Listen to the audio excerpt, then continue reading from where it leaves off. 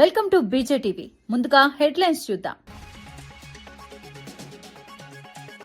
కేసీఆర్ పై వ్యాఖ్యలు చేస్తే ఊరుకునేది లేదన్న కేటీఆర్ హెచ్చరిక. చంద్రబాబు సంచులు మోసిన బ్రోకర్ వినువంటూ రేవంత్ పై ఫైర్. కేసీఆర్ గురించి మాట్లాడే అర్హత రేవంత్ కు లేదన్న కేటీఆర్. మున్సిపల్ ఎన్నికల వేళ రేవంత్ వ్యాఖ్యలపై కేటీఆర్ ఆగ్రహం. పవన్ పై కాంగ్రెస్ ఎమ్మెల్యే అనిరుద్ రెడ్డి వ్యాఖ్యలు. పైసలు పెడితే యాక్టింగ్ చేసే యాక్టర్ అంటూ పవన్ పై సెటైర్లు. పవర్ స్టార్ నుంచి ప్యాకేజీ స్టార్ గా మారాడంటూ విమర్శ. చంద్రబాబు ప్రొడ్యూసర్ గా మారాకే పవన్ గెలిచాడన్న వ్యాఖ్య. తెలంగాణలో ఏ ముఖం పెట్టుకుని పోటీ చేస్తాడంటూ ప్రశ్న. ఆక్వా రైతుల సమస్యలపై వైసీపీ నేత వ్యాఖ్యలు. కూటమి విధానాలతో ఆక్వా రైతులపై భారం పెరుగుతోందన్న ఆరోపణ. జగన్ హయాంలో ఆక్వా రైతులకు పూర్తి నష్టపరిహారమన్న గుర్తు. మళ్లీ రిజిస్ట్రేషన్ పేరుతో రైతులను ఇబ్బంది పెడుతున్నారన్న ఫైర్. ఆక్వా రంగాన్ని నాశనం చేసే నిర్ణయాలు ఉపసంహరించాలని డిమాండ్. అంబటి కుటుంబాన్ని పరామర్శించిన కాకాని గోవర్ధన్ రెడ్డి. రాజకీయ కక్షతోనే వైసీపీ నేతలపై దాడులంటూ ఆరోపణ. అక్రమ కేసులతో భయపెట్టే ప్రయత్నాలు చేస్తున్నారన్న విమర్శ. అన్యాయాలపై పోరాటమే వైసీపీ లక్ష్యమన్న కాకాని. జూబ్లీహిల్స్ లో కాంగ్రెస్ ఒంటరిగా గెలిచిందన్న శ్రీధర్ బాబు. ఎంఐఎం మద్దతు వల్ల కాదు, ప్రజల ఓట్లతో గెలుపన్న స్పష్టత. కాంగ్రెస్ పాలనా సంక్షేమమే విజయానికి కారణమన్న వ్యాఖ్య. ఓవైసీ వ్యాఖ్యలు పూర్తిగా పొరపాటంటూ మంత్రి కౌంటర్. సీఎం రేవంత్ రెడ్డిని లక్ష్యంగా చేసుకుని బీఆర్ఎస్ వర్కింగ్ ప్రెసిడెంట్ కేటీఆర్ తీవ్ర స్థాయిలో విరుచుకుపడ్డారు. కేసీఆర్ పై అనుచిత వ్యాఖ్యలు చేస్తే ఊరుకునే ప్రసక్తే లేదని హెచ్చరించారు. తెలంగాణ రాష్ట్ర సాధన కోసం కేసీఆర్ పోరాడుతుంటే చంద్రబాబు సంచులు మోసిన బ్రోకర్వి నువ్వు అంటూ తీవ్ర వ్యాఖ్యలు చేశారు. కేసీఆర్ గురించి మాట్లాడే అర్హత రేవంత్ కు లేదని మండిపడ్డారు. మున్సిపల్ ఎన్నికల వేళ ఇలాంటి వ్యాఖ్యలు చేయటం ప్రజలను తప్పుదారి పట్టించడమేనని ఆరోపించారు. రాబోయే ఎన్నికల్లో బీఆర్ఎస్ గెలిచిన తర్వాత అసలు సినిమా ఉంటుందని హెచ్చరిస్తూ అప్పుడు నీ సంగతి చూస్తామని ఘాటు హెచ్చరికలు జారీ చేశారు. ఈ వ్యాఖ్యలు తెలంగాణ రాజకీయాల్లో తీవ్ర చర్చకు దారితీస్తున్నాయి.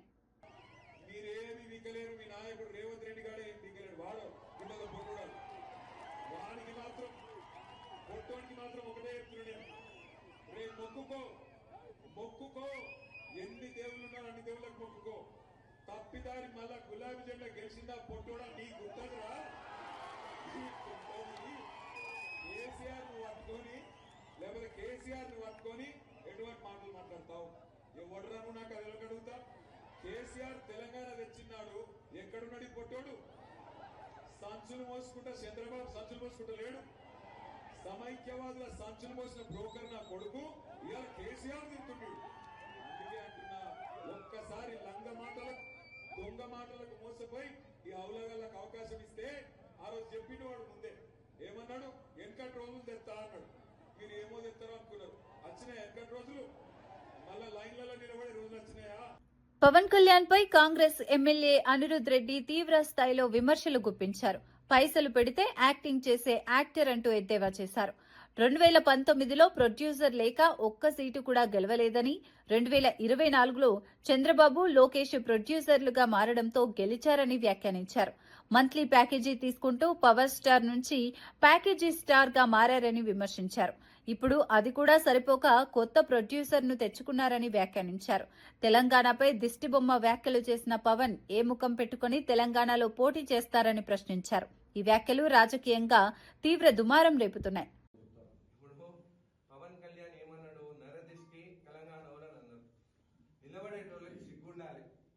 తెలంగాణ ప్రజలని అందరినీ నరదిష్టి, మన కన్ను మంచి కాదన్న ఆయన పార్టీ నుంచి నిలబడ్డారంటే మీరు అర్థం చేసుకొని. అయినా కానీ ఆయన ఒక యాక్టర్. ఈ యాక్టర్స్ ఎట్లుంటారు? ప్రొడ్యూసర్స్ కోసం వెతుకుతుంటారు. అంటే ప్రొడ్యూసర్స్ పైసలు పెడితే యాక్టింగ్ చేస్తారు. 2019లో వితౌట్ ప్రొడ్యూసర్ పోయినాడు, ఒక సీట్ గెలవలేదు. దాని తర్వాత 2024లో ఒక ప్రొడ్యూసర్ చంద్రబాబు నాయుడుని వెతుకున్నాడు, కో ప్రొడ్యూసర్ లోకేష్ ని వెతుకున్నాడు, గెలిచిండు. మళ్ళీ ఇప్పుడు ఏం చేసిండు? అక్కడ అయిపోయింది.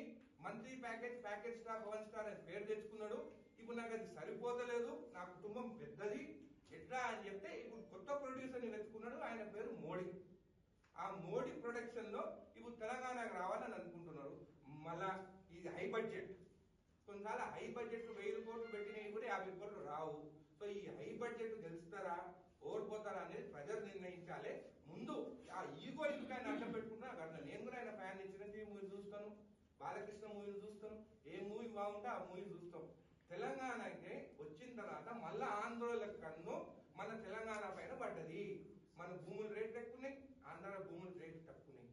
వాళ్ళు బెంగళూరు కర్ణాటక పోతే బతకలేరు. తెలంగాణకు వస్తే మనం అమాయకులము. వాళ్ళు ఏమన్నా నరదిష్టానన్నా కానీ మనం పడి వింటున్నాము. కాబట్టి మన దగ్గరకు వస్తున్నాం. తెలంగాణ ప్రజలే దీని గురించి ఆలోచించాలని తెలియదు. ఆక్వా కల్చర్ రంగంపై వైసీపీ నేత వడ్డీ రఘురాం కీలక వ్యాఖ్యలు చేశారు. వైఎస్ జగన్ హయాంలో టైగర్ ప్రాన్ ఫీడ్ పాడైతే అందరికీ నష్టపరిహారం అందించారని గుర్తు చేశారు. ఆక్వా రైతులకు సబ్సిడీలో 1.30 రూపాయలకు విద్యుత్ అందించామని తెలిపారు. కూటమి ప్రభుత్వం అధికారంలోకి వచ్చిన తర్వాత సబ్సిడీ కోసం మళ్లీ రిజిస్ట్రేషన్ చేయాలని చెబుతుండటం రైతులను ఇబ్బంది పెడుతోందన్నారు. ఈ విధానాలు ఆక్వా రంగాన్ని నాశనం చేసేలా ఉన్నాయని విమర్శించారు.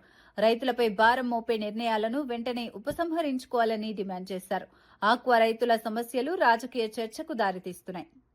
లోకల్ కన్జంప్షన్ ఎంత జరిగింది 2019 నుంచి 24 వరకు ఉన్నప్పుడు ఇవాళ డొమెస్టిక్ మార్కెట్ ద్వారా లోకల్ కన్జంప్షన్ పెంచే విధంగా ఇవాళ మేము లోకల్ కన్జంప్షన్ పెంచే విధంగా ప్రతి రెస్టారెంట్లతో మీటింగ్లు, ఏదైతే రోడ్ల మీద ప్లాట్ఫామ్ మీద ఏదైతే చిన్న చిన్న రైతులు ఉంటారో వాళ్ళకి ఫ్రీగా సప్లై చేసి, రైతులతో మాట్లాడి ప్రాసెసింగ్ ప్లాంట్లతో సప్లై చేసి ఫ్రీగా వాళ్ళకి సప్లై చేసి వాళ్ళందరికీ కూడా ఒక డ్రైవ్ లాగా మేము చేయటం జరిగింది. దానివల్ల నిజంగా 40 నుంచి 50 వేల టన్నులు ఇవాళ రాష్ట్రంలోనే కన్జ్యూమ్షన్ అయ్యేలా జరిగింది. ఇవాళ ప్రతి సిటీస్ లో కూడా ఇవాళ ఫిష్ అండ్ ప్రాన్ ఫెస్టివల్ అని పెట్టి ఇవాళ డాక్టర్లను పిలిచి ఇవాళ రొయ్యలు తింటే ఏదైతే కొలెస్ట్రాల్ పెరిగిపోతుంది ఇవన్నీ ఒక అపోహలు ఉంటే ప్రజల్లో ఇవాళ సెమినార్ల కింద పెట్టి ఆ సెమినార్లో ఇవాళ రొయ్యలు తినడం వల్ల ఇవాళ సౌందర్య పోషణ పెరుగుతుంది, రొయ్యలు తినడం వల్ల ఇటువంటి లాభాలు ఉన్నాయి అని మేము డెవలప్ చేసి ఇవాళ 50,000 టన్నులకి డొమెస్టిక్ మార్కెట్ తీసుకెళ్ళాం. ఇవాళ మీరు ఏం చేశారు ఆక్వా రంగానికి? మీరు ఇప్పుడు 2 సంవత్సరాలు గడుపుతున్నా మీరు ఇప్పుడు వరకు రూపాయన్నర సబ్సిడీ ఇవ్వాల.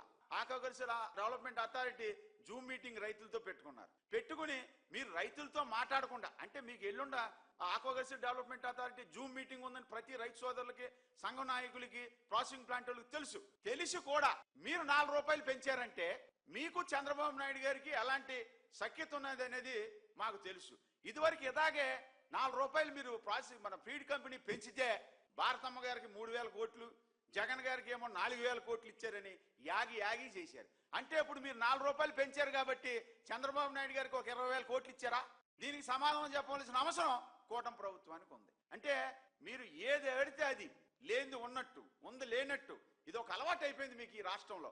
కాబట్టి మీరు ఆక్వా రైతులకు గనక ఈ నెలాఖరు లోపు రూపాయన్నర సబ్సిడీ ఆక్వా జోన్కి సంబంధం లేకుండా మీరు ఇవ్వకపోతే వైఎస్ జగన్మోహన్ రెడ్డి గారి ద్వారా రైతుల తరపున ఆక్వా రంగంలో ఉన్నటువంటి పెద్ద నిపుణుల్ని జగన్ గారికి కల్పించి ఆక్వా రైతుల తరపున ఇవాళ ఉద్యమం చేసే కార్యక్రమాన్ని జగన్మోహన్ రెడ్డి గారు నిర్దేశిస్తారని.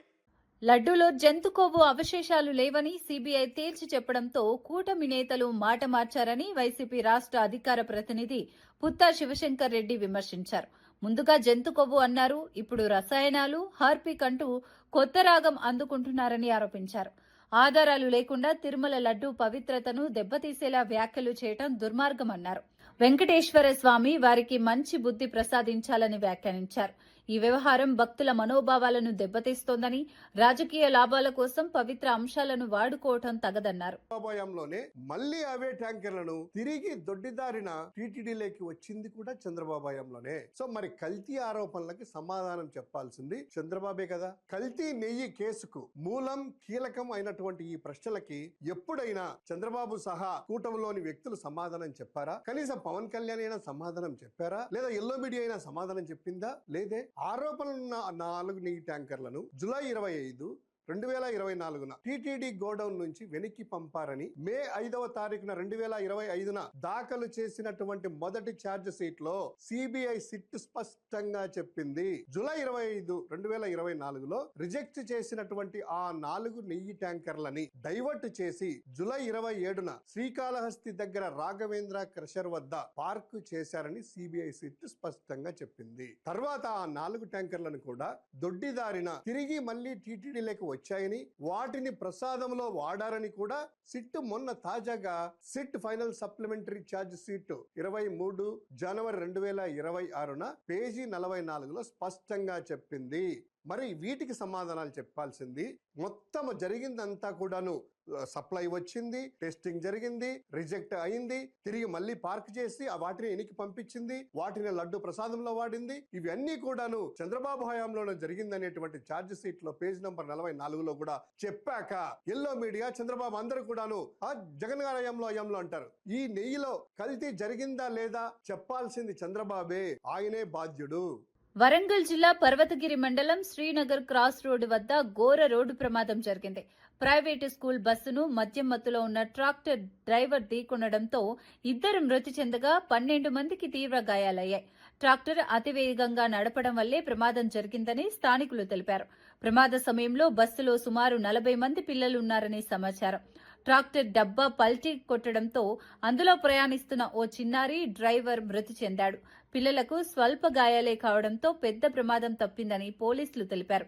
ఘటనా స్థలికి చేరుకున్న పోలీసులు సహాయక చర్యలు కొనసాగిస్తున్నారు.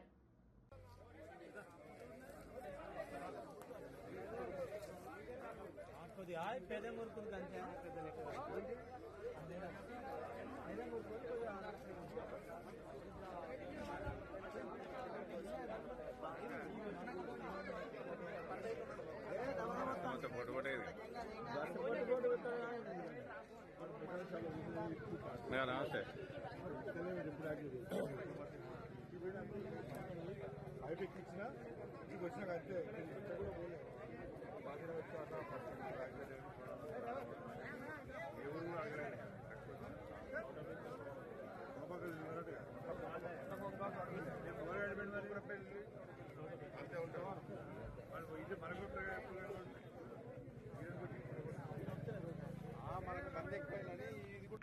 కూటమి ప్రభుత్వం రాజకీయాలకి ప్రాధాన్యమిచ్చి పాలనను గాలికి వదిలేసిందని మాజీ ఎమ్మెల్యే కొత్తగుల్లి భాగ్యలక్ష్మి తీవ్రంగా విమర్శించారు. గిరిజన ఆశ్రమ పాఠశాలల్లో తరచూ ఫుడ్ పాయిజనింగ్ ఘటనలు జరుగుతున్నా ప్రభుత్వం పట్టించుకోవడం లేదని ఆగ్రహం వ్యక్తం చేశారు. విద్యార్థుల ప్రాణాలు పోతున్నా బాధ్యతారాహిత్యంగా వ్యవహరిస్తోందని మండిపడ్డారు. గతంలో ఇలాంటి ఘటనలు జరగకుండా పటిష్ట చర్యలు తీసుకున్నామని, ప్రస్తుతం మాత్రం కనీస పర్యవేక్షణ కూడా లేదని అన్నారు. గిరిజన ప్రాంతాల్లో పోషకాహారం, వసతులపై ప్రత్యేక దృష్టి పెట్టాల్సిన అవసరం ఉందని సూచించారు. పిల్లల ఆరోగ్యం విషయంలో నిర్లక్ష్యం తీరని నేరమని పేర్కొన్నారు.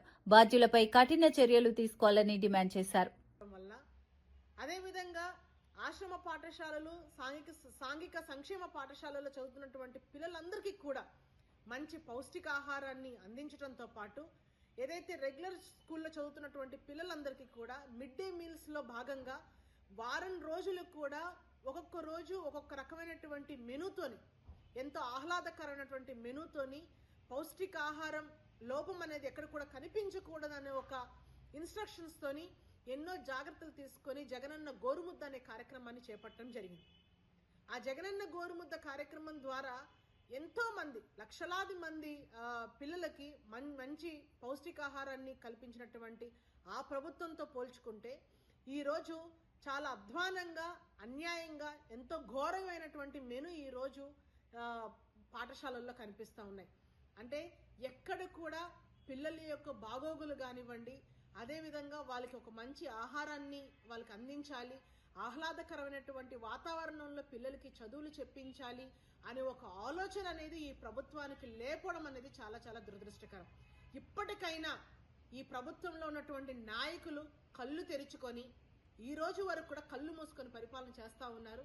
ఇప్పటికైనా కళ్ళు తెరుచుకొని ఈరోజు ఏదైతే గిరిజన సంక్షేమ పాఠశాలల్లో వరుసగా జరుగుతున్నటువంటి ఈ ఫుడ్ పాయిజనింగ్ కేసెస్ ఏదైతే ఉన్నాయో మళ్ళీ పునరావృతం కాకుండా, మళ్ళీ ఇలాంటివి జరగకుండా తగిన జాగ్రత్తలు తీసుకోవాలని కూడా ఈ ప్రభుత్వాన్ని మేము హెచ్చరిస్తాం.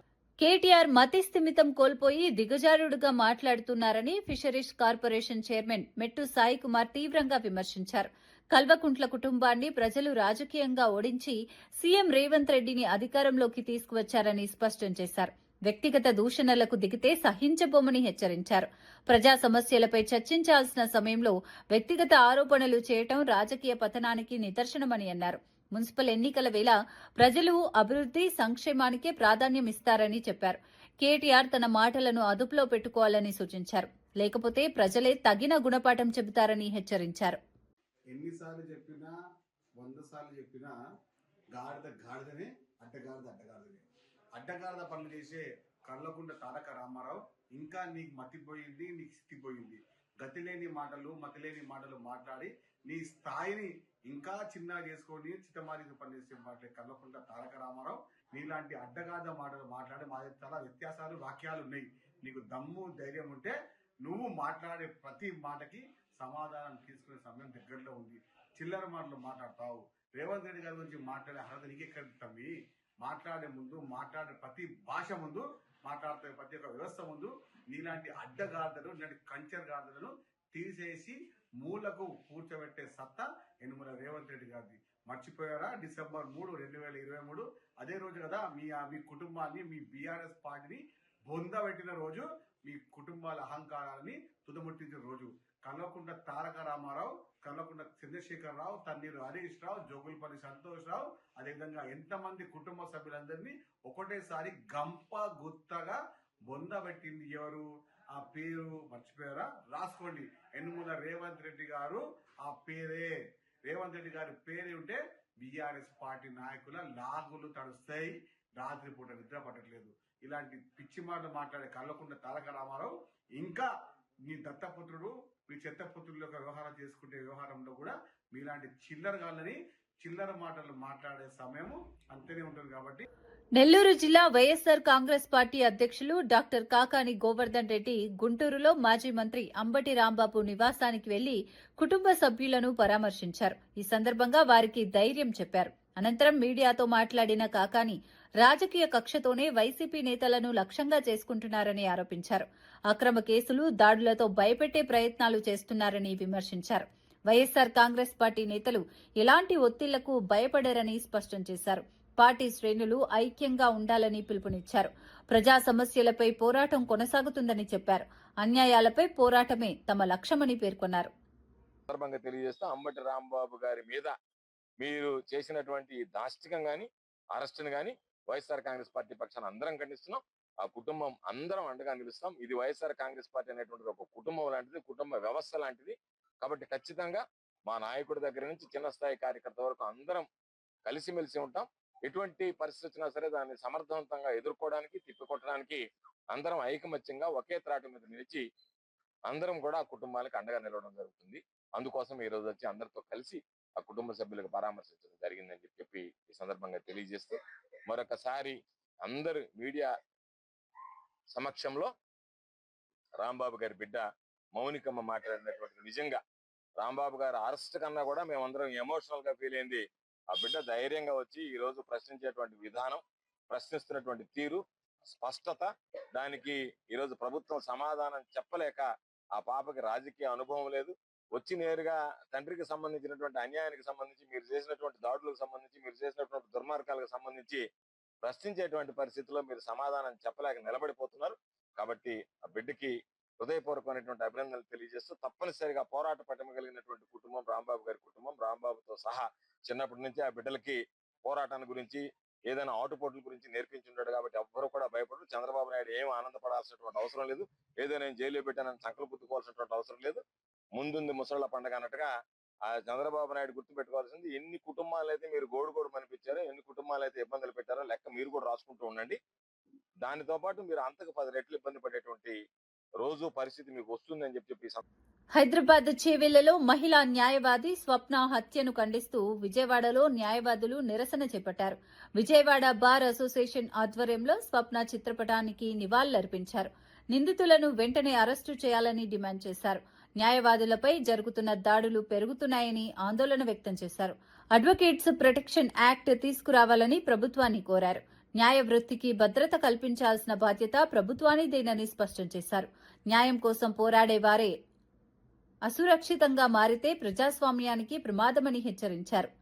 ప్రయత్నం చేస్తున్నారని చెప్పి 3 సార్లు కంప్లైంట్ ఇచ్చారండి. నాకు ప్రాణహాని ఉందని చెప్పి 3 సార్లు కంప్లైంట్ ఇచ్చిన స్వప్న మేడం గారికి ఎటువంటి న్యాయం చేయలేదు. చివరికి ఆస్తి తగాదాలో ఆమె ప్రాణం తీశారు. దాని మీద చనిపోయిన తర్వాత పోస్ట్ మార్టం చేయడం కోసం పోలీసు వారు వచ్చారే తప్ప బతికుండం కూడా ఆమె ఇచ్చిన కంప్లైంట్ ఏంటి అని విచారించలేదు.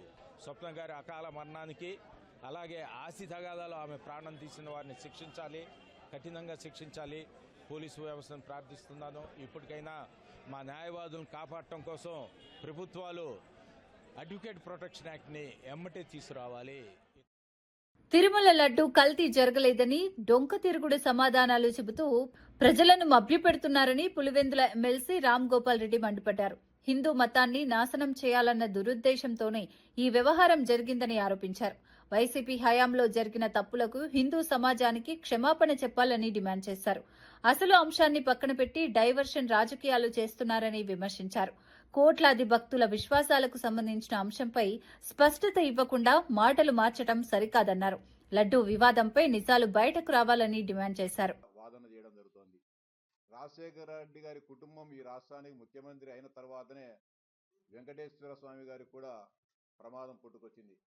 కేవలం తను ఆరాధించే దేవుడే గొప్పవాడు, హిందూ మతాన్ని సర్వనాశనం చేయాలనే ఒక దుగ్ధతో అక్కస్తో ఈ దేశమంతా కూడా మతాంతీకరణ జరగాలని, హిందువులు అనేవాడు ఎవరు కూడా బతికి బట్టకూడదనే ఒక దుష్టమైన ఆలోచనతో జగన్మోహన్ రెడ్డి గారు గత 5 సంవత్సరాలు కూడా ఆ కార్యక్రమాల శ్రీకారం చుట్టడం జరిగింది. ఈ దేశంలో ఈ రాష్ట్రంలో ఏ కులానికి కానీ ఏ మతానికి అన్యాయం జరిగినా కూడా తెలుగుదేశం పార్టీ సహించదు.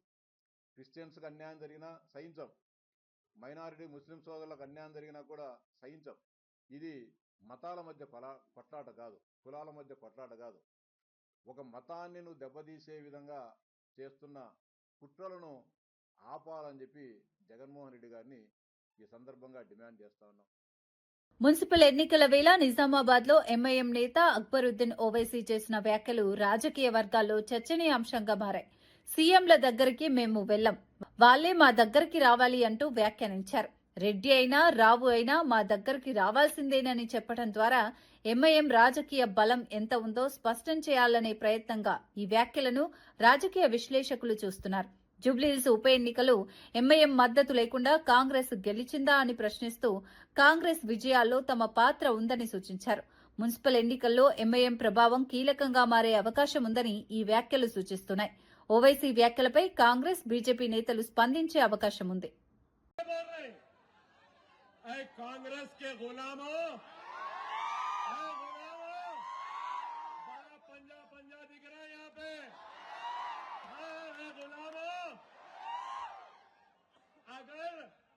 अगर रेवंत और कांग्रेस खरीब नहीं आती तो जुबली हिल्स जीतते थे, फलाना साहब जीतते थे। अरे बाबा, इस वास्ते तो हमारे पास आते हैं। कोई भी रहने दो, रेड्डी रहने दो, राव रहने दो, उसको जरूरी है हमारे पास आना पड़ेगा, इसलिए कि हमारे साथ आपकी ताकत है, हमारे साथ आपकी दुआ है, हमारे साथ आपका इत्तेहाद है। आप नहीं तो हम नहीं. ఎంఐఎం నేత అక్బరుద్దీన్ ఓవైసీ చేసిన వ్యాఖ్యలకు కాంగ్రెస్ మంత్రి శ్రీధర్ బాబు గట్టి కౌంటర్ ఇచ్చారు. జూబ్లీహిల్స్ ఉప ఎన్నికలో కాంగ్రెస్ ఒంటరిగా గెలిచిందని స్పష్టం చేశారు. కాంగ్రెస్ పార్టీ నేతలు కష్టపడి పనిచేయటం వల్లే ఆ విజయం సాధ్యమైందన్నారు. ఎంఐఎం మద్దతుతోనే కాంగ్రెస్ గెలిచిందని అనుకోవడం పూర్తిగా పొరపాటని వ్యాఖ్యానించారు. కాంగ్రెస్ ప్రభుత్వ పాలన, సంక్షేమ పథకాలే ప్రజలను ఆకర్షించాయని తెలిపారు. ప్రజలు స్వచ్ఛందంగా ఓటు వేసి గెలిపించారని, ఎవరి దయాదాక్షిణ్యాల వల్ల కాదు అని స్పష్టం చేశారు. ఈ వ్యాఖ్యలు కాంగ్రెస్, ఎంఐఎం మధ్య రాజకీయ దూరాన్ని మరోసారి బయటపెట్టాయి. మున్సిపల్ ఎన్నికల నేపథ్యంలో ఈ మాటల యుద్ధం మరింత వేడెక్కే అవకాశం కనిపిస్తోంది. ఆయన ఏం మాట్లాడినో తెలియదు కానీ జూబ్లీ హిల్స్లో గెలిచింది కాంగ్రెస్ పార్టీ. స్వతహాగా గెలిచినాం. మా అభ్యర్థి ఒక యువకుడు, ఉత్సాహవంతుడు, ఆ ప్రాంతంలో ఉన్న వ్యక్తిగా, అందరికీ కూడా సుపరిచితుడైన వ్యక్తిగా, కాంగ్రెస్ పార్టీ 2 సంవత్సరాలు చేసిన సంక్షేమ అభివృద్ధి కార్యక్రమాలు చూసి ఓటేసాడు. ఎవరైనా ఏదైనా మాట్లాడుకోవచ్చు, ఏం చేస్తాం ఇప్పుడు, వాళ్ళని అది ఆపలేం కదా. కానీ మాకు తెలుసు, మా ప్రజలు, మాకు తీర్పిచ్చిన ప్రజలకు తెలుసు. మా స్టాండ్ వెరీ క్లియర్. ఏ ఎన్నికలు వచ్చినా మేము అభివృద్ధి, సంక్షేమం, రాష్ట్ర ప్రగతిలో మేము ఏం చేసినామో చెప్పి ధైర్యంగా ముందుకెళ్లడం జరుగుతుంది. తిరుమల లడ్డు నెయ్యి వ్యవహారంపై సిట్ నివేదిక కీలక అంశాలను బయటపెట్టిందని మాజీ ఎమ్మెల్యే మల్లాది విష్ణు తెలిపారు. చంద్రబాబు హయాంలోనే ఆరోపణలు ఎదుర్కొన్న కల్తీ నెయ్యి ట్యాంకర్లను తిరిగి టీటీడీ అనుమతించిందని సిట్ నివేదిక స్పష్టం చేసిందన్నారు. అదే నెయ్యిని లడ్డూ ప్రసాద తయారీలో వినియోగించారని ఆరోపించారు. ఈ వ్యవహారంలో అప్పటి పాలకుల నిర్లక్ష్యం స్పష్టంగా కనిపిస్తోందని విమర్శించారు. భక్తుల విశ్వాసాలతో ముడిపడిన అంశాన్ని రాజకీయంగా వాడుకోవటం సరికాదన్నారు. సిట్ నివేదిక ఆధారంగా పూర్తి నిజాలు ప్రజల ముందు రావాలని డిమాండ్ చేశారు. తిరుమల లడ్డు అంశంపై జరుగుతున్న రాజకీయ ఆరోపణలు మరింత తీవ్రతరమవుతున్నాయి. ఎన్డీఆర్ఐకి సిబిఐ సిట్ పంపి వచ్చిన రిజల్ట్స్ ను ఛార్జ్ షీట్ లో పొందుపరిచినటువంటి అంశాలు ఒక రకంగా ఉంటే, రోజు మీరు వైఎస్ఆర్ కాంగ్రెస్ పార్టీ మీద, జగన్మోహన్ రెడ్డి గారి మీద ఎందుకు దుష్ప్రచారం చేస్తున్నారు అని చెప్పని కూడా ప్రశ్నిస్తా ఉన్నాం. టెండర్ల సడలింపు ద్వారా అక్కడ బోలేబాబా లాంటి కంపెనీలకి వైఎస్ఆర్ కాంగ్రెస్ పార్టీ వచ్చిన తర్వాత టెండర్ల సడలింపు అనేది ఒక పెద్ద దీని కింద రాష్ట్రంలో ఉన్నటువంటి ప్రజలకి తప్పుదారి పట్టించేటువంటి కార్యక్రమం జరిగింది. దీన్ని తీవ్రంగా ఖండిస్తా ఉన్నాము. 2019 మార్చి 6న బోలేబాబాకు టెక్నికల్ క్వాలిఫై పర్మిషన్ ఇచ్చింది చంద్రబాబు నాయుడే. బోలేబాబాకి డోర్లు తెలిసింది, తలుపులు తెలిసింది, గేట్లు తెలిసింది ఎవరండి? చంద్రబాబు గారి ప్రభుత్వం, ఆయన పాలన. అదే మార్చి 6న 2019న బోలేబాబాకు 82,000 కేజీల నెయ్యిని టిన్నుల ద్వారా సరఫరా కూడా టీటీడీ హయాంలోనే టెండర్ ఇచ్చారు. విశేషం ఏంటంటే కేజీ ధర కేవలం 291గా ఇచ్చారు. ఏప్రిల్ 19న 2019 మరొకసారి 82,000 కేజీలు ఇచ్చారు. మళ్ళీ ఒక 12,300 కేజీల నెయ్యి సప్లై ఆర్డర్ కూడా ఇచ్చారు. మరి దీనికి ఎవరు సమాధానం చెప్పాలండి? మీ ప్రభుత్వంలో కూటమిలో ఉన్నటువంటి వాళ్ళు చెప్పాలా? ఎందుకు చెప్పట్లేదు? ఒక ఆవు లేదు, ఒక కేజీ కూడా నెయ్యి సప్లై చేసే సామర్థ్యం లేదని టీటీడీ కూటమి ఆరోపణలు చేస్తున్న బోలేబాబా కంపెనీకి ఏ రకంగా ఈ పర్మిషన్, ఏ రకంగా టెండర్లు ఇచ్చారని, దీని అర్థం చంద్రబాబు హయాంలోనే తప్పు జరిగింది అని చెప్పాను. వార్తలు ముగించే ముందు ముఖ్యాంశాలు మరోసారి. కేసీఆర్ పై వ్యాఖ్యలు చేస్తే ఊరుకునేది లేదన్న కేటీఆర్ హెచ్చరిక. చంద్రబాబు సంచులు మోసిన బ్రోకర్ వినువంటూ రేవంత్ పై ఫైర్. కేసీఆర్ గురించి మాట్లాడే అర్హత రేవంత్ కు లేదన్న కేటీఆర్. మున్సిపల్ ఎన్నికల వేళ రేవంత్ వ్యాఖ్యలపై కేటీఆర్ ఆగ్రహం. పవన్ పై కాంగ్రెస్ ఎమ్మెల్యే అనిరుద్ రెడ్డి వ్యాఖ్యలు. పైసలు పెడితే యాక్టింగ్ చేసే యాక్టర్ అంటూ పవన్ పై సెటైర్లు. పవర్ స్టార్ నుంచి ప్యాకేజీ స్టార్ గా మారాడంటూ విమర్శ. చంద్రబాబు ప్రొడ్యూసర్ గా మారాకే పవన్ గెలిచాడన్న వ్యాఖ్య. తెలంగాణలో ఏ ముఖం పెట్టుకుని పోటీ చేస్తాడంటూ ప్రశ్న. ఆక్వా రైతుల సమస్యలపై వైసీపీ నేత వ్యాఖ్యలు. కూటమి విధానాలతో ఆక్వా రైతులపై భారం పెరుగుతోందన్న ఆరోపణ. జగన్ హయాంలో ఆక్వా రైతులకు పూర్తి నష్టపరిహారం అన్న గుర్తు. మళ్లీ రిజిస్ట్రేషన్ పేరుతో రైతులను ఇబ్బంది పెడుతున్నారన్న ఫైర్. ఆక్వా రంగాన్ని నాశనం చేసే నిర్ణయాలు ఉపసంహరించాలని డిమాండ్. అంబటి కుటుంబాన్ని పరామర్శించిన కాకాని గోవర్ధన్ రెడ్డి. రాజకీయ కక్షతోనే వైసీపీ నేతలపై దాడులంటూ ఆరోపణ. అక్రమ కేసులతో భయపెట్టే ప్రయత్నాలు చేస్తున్నారన్న విమర్శ. అన్యాయాలపై పోరాటమే వైసీపీ లక్ష్యమన్న కాకాని. జూబ్లీహిల్స్ లో కాంగ్రెస్ ఒంటరిగా గెలిచిందన్న శ్రీధర్ బాబు. ఎంఐఎం మద్దతు వల్ల కాదు, ప్రజల ఓట్లతో గెలుపన్న స్పష్టత. కాంగ్రెస్ పాలనా సంక్షేమమే విజయానికి కారణమన్న వ్యాఖ్య. ఓవైసీ వ్యాఖ్యలు పూర్తిగా పొరపాటంటూ మంత్రి కౌంటర్.